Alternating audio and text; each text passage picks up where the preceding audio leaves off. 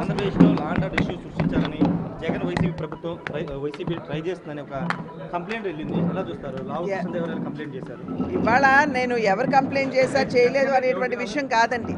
కానీ మనం అందరం కూడా గమనించవలసినటువంటి విషయం, పోలీసుల యొక్క యూనిఫామ్ అనేది ఒకరి దీని వలన పార్షాలిటీ వలన వచ్చేది కాదు.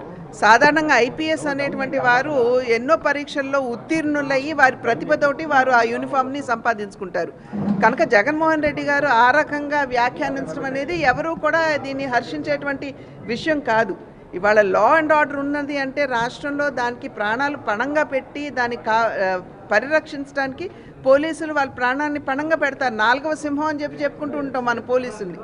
అటువంటి 4వ సింహాన్ని ఇవాళ అవమానపరిచి కించపరుస్తూ చేసినటువంటి వ్యాఖ్యలు సమర్థనీయం కాదు. ఖచ్చితంగా వారు కంప్లీట్ ఐపీఎస్కి వారు క్షమాపణ చెప్పాల్సింది.